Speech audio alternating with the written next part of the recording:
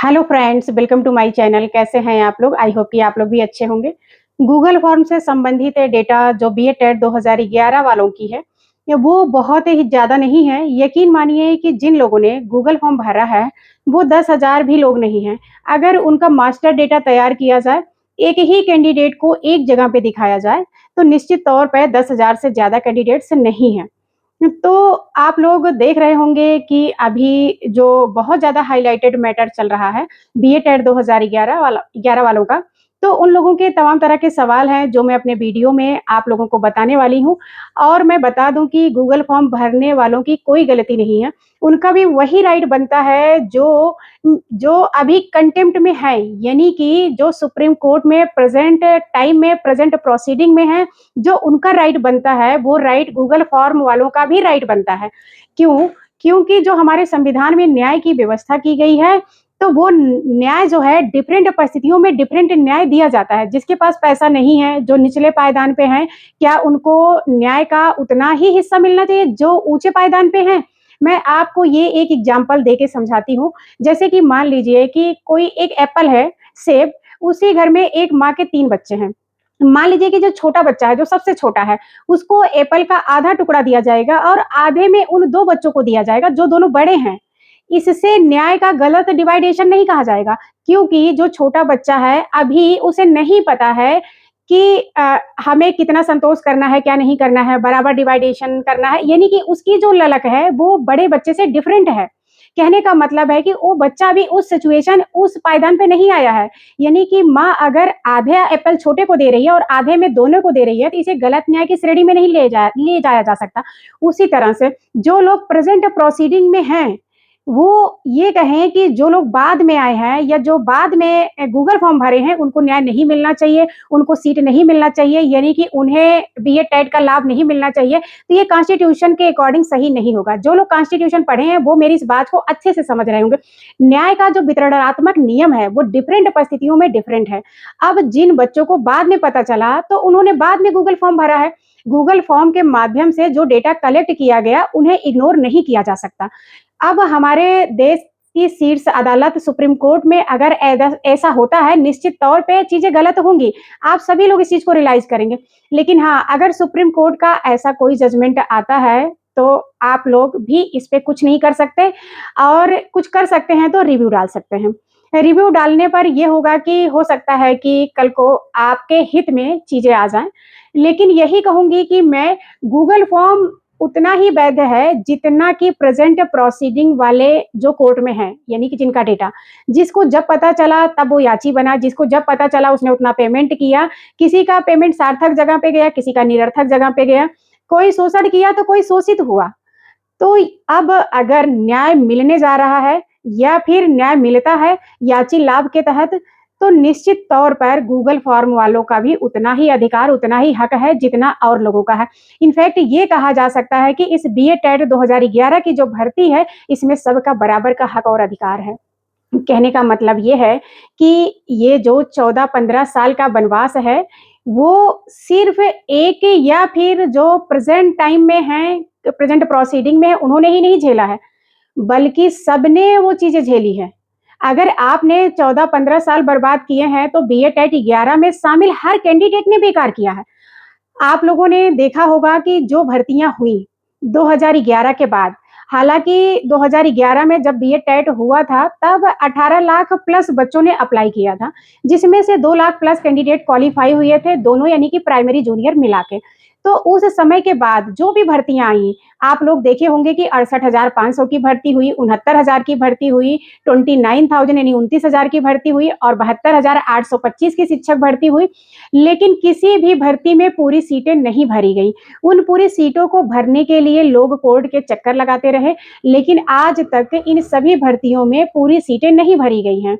पूरी सीटों की क्लोजिंग फाइल नहीं लगी है।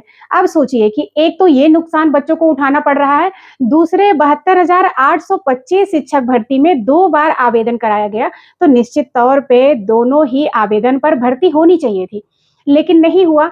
5-500 रुपए करके लोगों के वापस आ रहे हैं, वो कब तक वापस आ रहे हैं? क्या जब तक रिटायरमेंट की एज हो जाएगी? आप लोग सोचिए कि 14-15 साल हो जा रहा है फॉर्म भरे हुए और लोगों को पैसे अब सरकार दे रही है। अब वो भी मैं ये कहूँ मेरे तो आए नहीं, जिनके लोगों के आए हैं वो लोग जानते होंगे कि उन लोगों के इकट्ठे पैसे नहीं आ रहे हैं।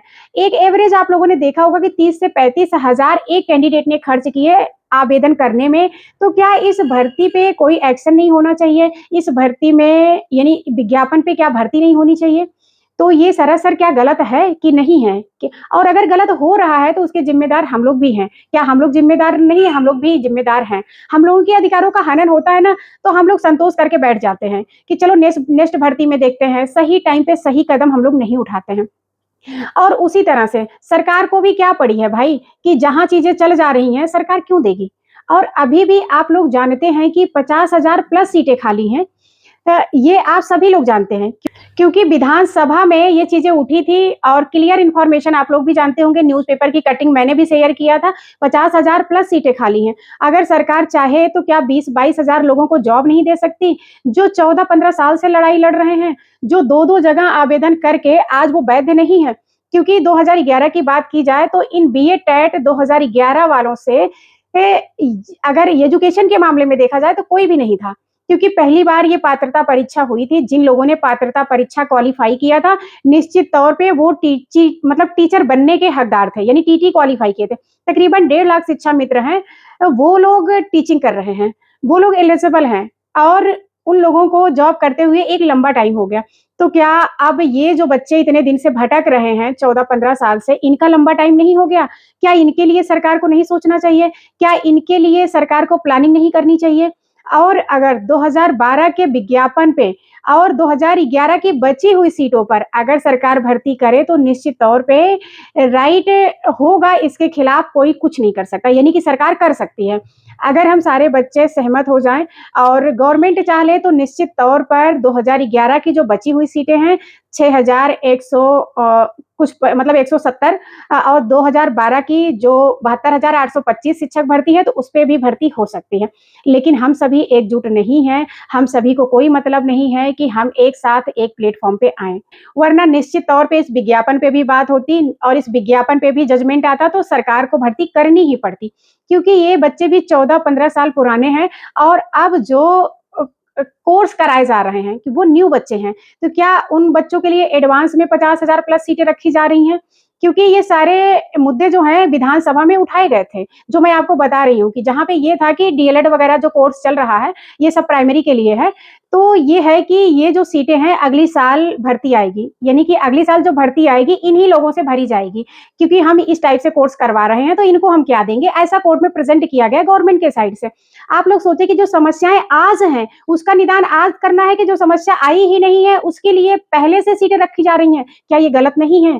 क्या तमाम कैंडिडेट्स परेशानियाँ हैं जो मैं आप लोगों के बीच शेयर करना चाहती हूँ, लोगों ने मुझे भेजा है, तो मैं वो आप लोगों के बीच शेयर कर रही हूँ। जैसा कि लोगों का मानना है कि आखिर अपराध है क्या हम लोगों का? क्या हम लोग का मतलब पढ़ाई करना अपराध है? बीए टेट 2011 वालों का जो दर्द है, वो मैं आप लोगों के सामने रख रही हूँ। क्या पढ़ाई करना अपराध है? क्या एक भर्ती में 2-2 बार आवेदन करना अपराध है? या फिर बार-बार कोर्ट और सरकार से निवेदन करना अपराध है? और कहा जा रहा है कि अगर अपराध नहीं तो दंड 16 साल का क्यों? आखिर ये दंड ही तो है 16 साल का। बड़े मन से बीए टेट 2011 हम सभी ने किया। बहुत मेहनत, लगन, ईमानदारी से टेट 2011 क्वालीफाई किया। उसके बाद 72,825 की शिक्षक भर्ती में हम सभी ने बढ़-चढ़ कर आवेदन किया और उसमें माँ-पिता, भाई यानी पत्नी सबके विश्वास के साथ पोस्ट ऑफिस में लाइन लगाए।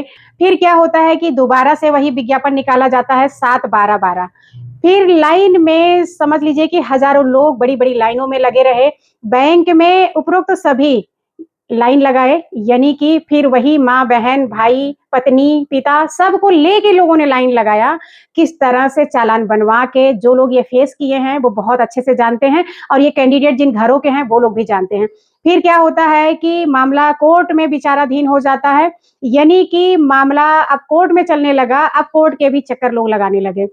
पत्नी, बच्चे, पड़ोसी और 72,825 परिवार के साथ 15 से 20 लाठियाँ भी लोग खाए और ये भी धमकी दी गई कि जेल भेज देंगे और जेल भेजे भी गए बहुत से लोग।